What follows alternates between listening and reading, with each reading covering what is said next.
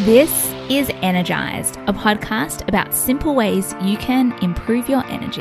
I'm Dina Savitz, a naturopath, personal trainer and wellness coach with 14 years experience working with a wide range of clients to help improve their health, fitness and overall energy.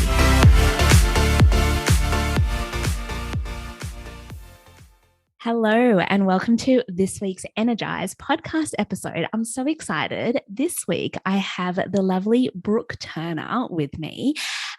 Before we get into our chat today, just our general health disclaimer, my general health disclaimer, that's applicable for Brooke as well. Anything that we talk about in this episode is general in nature. If you'd like individualized specific advice, whether it's personal training or anything else related, make sure that you are speaking to a qualified health practitioner. Now that we've got that out of the way, welcome, Brooke, and thank you so much for joining me today. Thank you so much for having me, Dina. It's lovely to be here chatting again. Yes, it is. So I met Brooke last year around, I think, June, July time. I had booked in to do Brooke's course, which is called Functional Fitness for Pregnancy and Postpartum. I knew that I didn't tell Brooke this at the time, but I knew that I was wanting to have another baby, and being a personal trainer for a very long time and having gone through 2 pregnancies, training myself and being trained by others, I knew that there was a little bit of knowledge lacking. And so I booked in to do Brooke's course. Brooke is actually based not in Sydney. She's based in Karratha in Western Australia. And I absolutely loved connecting with Brooke and other trainers and learning all about fitness during pregnancy and postpartum. And I have used all of her tips and tricks and even started up my own group training since then. And I'm currently in my 3rd trimester of pregnancy. So I thought it'd be a really good time to get Brooke on to have a chat about exercising during pregnancy and postpartum and the differences that need to be made during that time. And then we'll talk a little bit more about a few things that I absolutely loved from Brooke's course a little bit later on. But yeah, let's just get straight into it. Talk to me about what are the differences that you need to be doing or making when you start exercising when you're pregnant. Yes, absolutely. And I think it's so exciting that we often experience these pregnancies ourselves, or we have this background in like exercise prescription or in the fitness industry, but every good coach needs a coach, and every trainer needs a trainer, doctor needs another doctor, and so that's where my course came from, was that when I was embarking on my own preconception journey 6+ years ago, knowing having my background in nutrition and exercise science, yet never having been through a pregnancy myself, and I wanted to keep moving in a way that I enjoyed, but everything that I sort of found wasn't really empowering me to do so.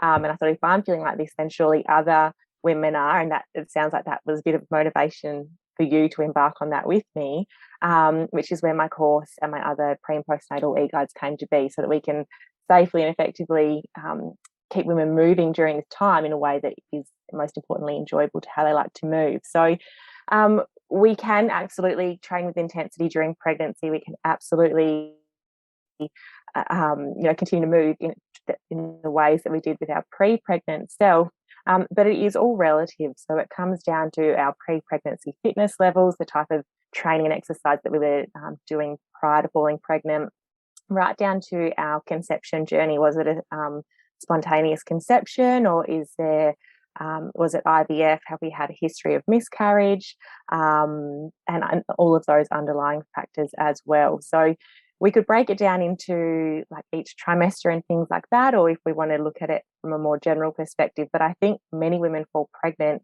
and then they immediately worry, what have they been doing? Is that safe for the baby?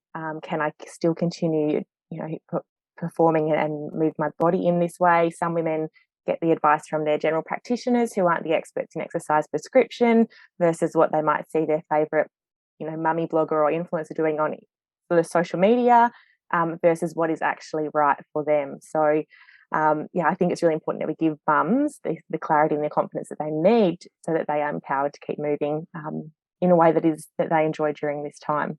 Yes, absolutely. I still remember the first gym class that I did when I discovered I was pregnant with my first, and I went to the trainer and said, hypothetically, if a client was pregnant, and he just started laughing at me. He's like, it's fine what you're doing. But it actually, in hindsight, at the time was okay. But his advice to me at the time was, plenty of women just keep training all the way through pregnancy and they just adjust to how they're feeling. And I said, okay, yeah, great. And then I stopped going to that gym because I realized for me that probably wasn't necessarily the full truth. And knowing a little bit more, but not obviously what I know now, because this was almost 7 years ago. I think that what you're doing in educating trainers and mums and being able to let mums know a little bit more about what is safe, what isn't safe. And I think I forgot to mention that your business is called Balance Fitness and Nutrition, and that's pretty really what the key is balance there. So, there are different ways, as I've learned from you and in other courses that I've done since then, that there are different ways that you can train during pregnancy, but it's about balance, right? Yeah, absolutely. I like to look at pregnancy, and again, every female has different approaches to exercise, whether we're like an elite athlete, but we're not actually, we're just a very well-conditioned, love to train, competitive, want to sweat, versus you just want to, get to your gym class or go for your walk and do your run because that's a part of your, your habit stacking in your daily life and whatnot. But yeah, it's definitely not a case of go hard or go home when you are pregnant and exercising. So I know that for myself in that first pregnancy, that was something that I really had to work through around adjusting my mindset because many women might have that mentality out there of, pregnancy isn't an illness. I'm going to show that I can, which is great. Like, absolutely, you can still do CrossFit, you can still do F45. But of course, it's all relative, and it's so important to understand firstly, the physiological changes that are occurring in your body during pregnancy to then understand why you need to make these physical modifications to different movement patterns so that it's more safe and appropriate to where you're at within your trimesters and any underlying contraindications that you may have. So pregnancy is a great time to sort of look at it as like a forced off season or a taper. Yes. Is what I say, like particularly for those who are, well trained or marathon or triathlon style backgrounds. Yeah. It's great to sort of put that into that perspective. Yes, absolutely. And I also say, people ask me about training and what I've been doing, especially in this pregnancy. And I say every single day is different. Some days I wake up, I have so much energy, I can get a weights workout in and manage 15,000 steps. And other days, I just want to go back to bed. Yeah. I'm like working from my bed with my laptop just because I can't keep my eyes open. And so I think, finding that balance of and being okay with it and just going, this is just the stage that it is right now. And it's only 9 months. So you just have to kind of go, with it. Absolutely. There. And it's okay to rest. Like like physical activity is wonderful for our mental and physical well-being in our pre-pregnant or our pregnant state. But it is okay to rest. And I think a lot of us can struggle with the guilt around, I didn't train today, or it's been 2 days, or and then we probably need to tune in a little bit more into is it our effort versus our excuses? Because if it does get to 3 or 4 days that we haven't trained, maybe we do need to get our butts off the couch and go for a walk or hop on a recumbent bike and do something gentle to get the blood flowing. But it's absolutely okay to dial it down. Yes. And this leads into postpartum training, because I had a client last week who I messaged just to say, I'm running groups at the moment. And I said, are you coming today? And she messaged back to say, look, she just put her baby down and she's actually just going to rest. And I messaged back and I said, great, enjoy your rest time and well done for listening to your body.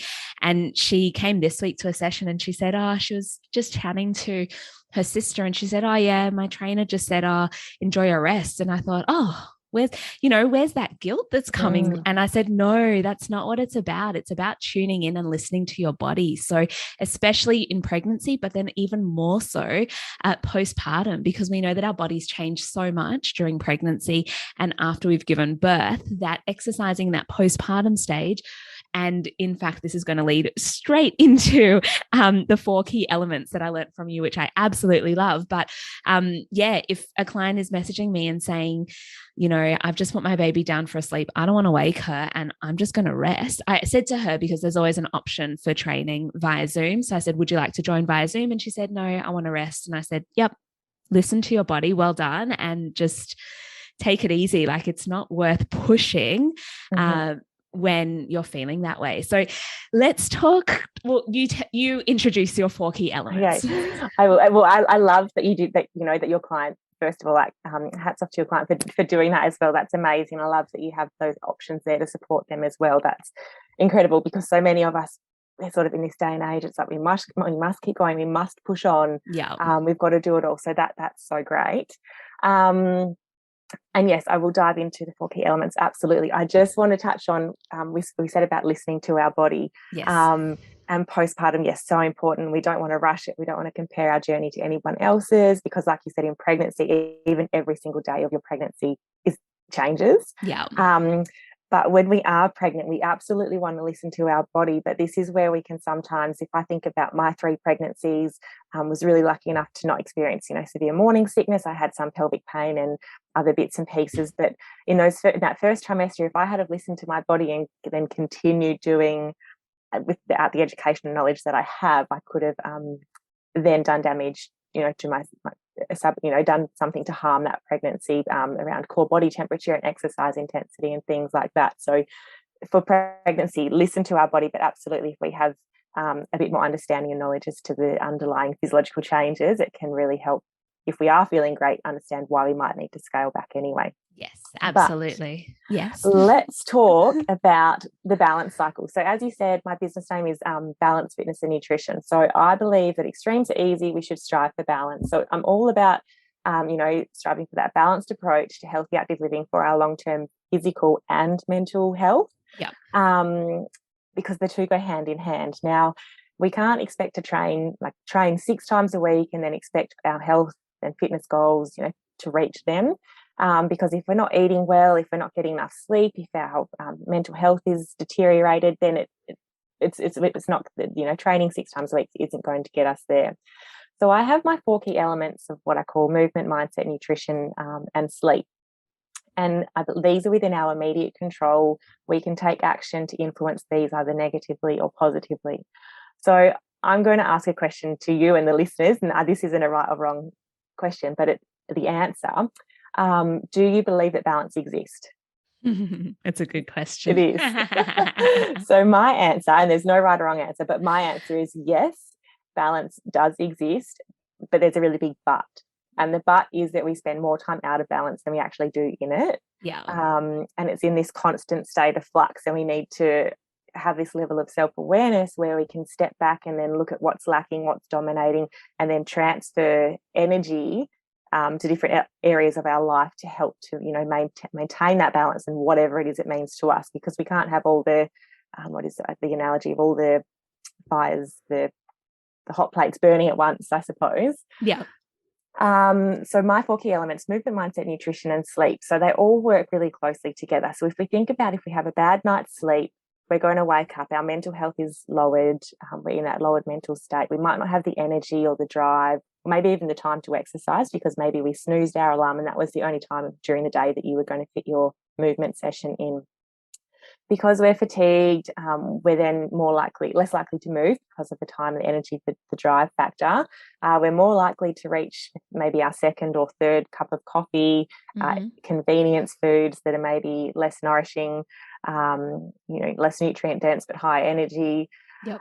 The sugar, maybe we get home, we have to have that wine or that beer to help wind down, and we know that alcohol is a central nervous system depressant, and in turn our lack of movement, our mental state, and then the nutrition choices we've made all contribute to a decreased quality of sleep that night, and then the cycle can continue. So on the flip side, if we sleep well, you often wake up feeling more refreshed with high energy levels and an improved mental state. We're more likely to hit our daily energy targets of moving, exercise targets. When we're physically active, we are more inclined to make better food choices. There might be some out there, oh, I just did a spin class, now I can have a Mars bar or something, but hopefully we're a little bit more in tune with that. Yeah. And because we've moved, we've eaten well, we're operating from a better mindset, it improves our quality of sleep, and then the cycle can continue that way. So you can get on or off at any time. But it's really important. I help women build awareness to sort of step back and figure out what of those 4 key elements is lacking and requires attention. Yeah. And then what is 1 or 2 or 3 things that you can do immediately today to start to positively influence that. I love that. Yeah. So I took that from your training, and with especially my group sessions, I do ask the mums to just rate on a scale of 1 to 10. And I think it's also great for anyone who's listening to kind of check in with those 4 things and go, well, yeah, where do I feel balanced? Where am I sitting on a scale of 1 to 10, 10 being really good? Did I have a really good night's sleep, or am I eating really well? But maybe I didn't get to move as much as I would like to be moving. I think we can also be really hard on ourselves. And I do see that with a lot of mums, giving themselves quite low scores. But yeah, as you say, prodding a little bit and finding out, is there something, is there a way that, I can help, or, give a couple tips to help just kind of get that number up a little bit higher, so that, we are getting back into that balance, or that. Absolutely. Yeah. And it might be that, and it's so great that you do that. So, in the last 48 hours, if you're listening, get a piece of paper and write down those 4, words. And then on a scale of 1 to 10, where would you rate them? And because if we have them to the lower end of the scale, it starts to bring the others down. So it's really important that if we have that level of self-awareness, like we might start to, our sleep might be impacted, or maybe we feel some tightness in our chest, or maybe you're less patient at home with your children, or I know that myself, that's what happens with me. I'm more of a dragon lady with my husband, and it's a cue for me, okay, Brooke, what's the matter? Something's lacking. What is it? Okay, I haven't exercised for 2 days because of X, Y, and Z. This afternoon, I need to go and do this. And then, it's really simple, actionable steps that we can do straight away. And then it's fantastic for trainers like yourself to incorporate this, because if your client's coming to a session regularly and their mindset is, on the lower end of the scale, what help can we assist, and who can we link them in with professionally to help them get support if they need to? Because we know that as mums, with postnatal depression and our mental well-being, and often putting our needs, at the bottom of everyone else's.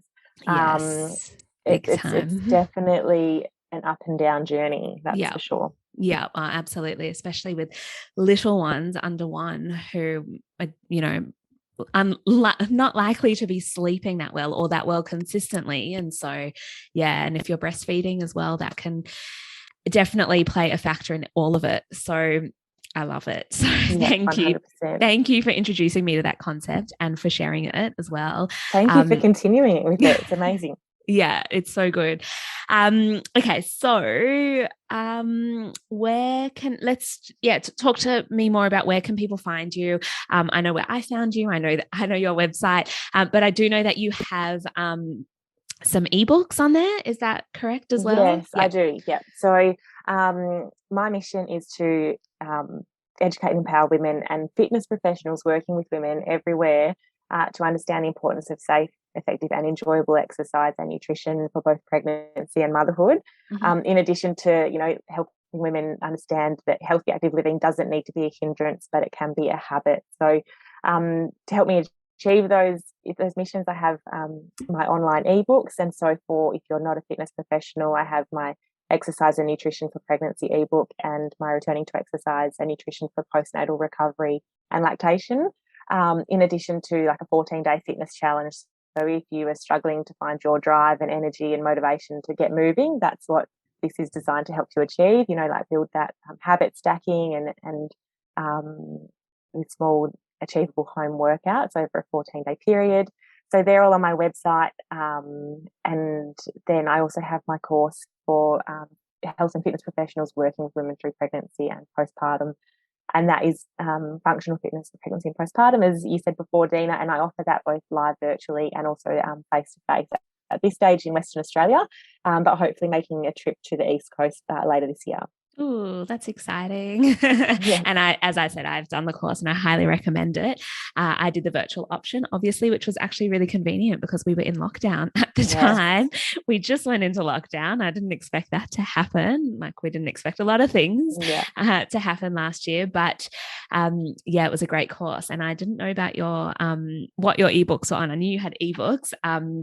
But I will also say that Brooke's Instagram account is awesome. There's so many workouts on there and lots of inspiration. And I enjoy following, and I will put all the links in the show notes as well. So you can have a look to, just in the show notes for everything that Brooke has mentioned today. Thank you so much. That was a really great chat. As you know, my podcast episodes are short and sweet and to the point, and I am so grateful that you could appear as a guest today. And I really enjoyed chatting to you. Thanks, Brooke. Thank you so much for having me, Dina, and all the best for your journey into motherhood for the third time. Thank you.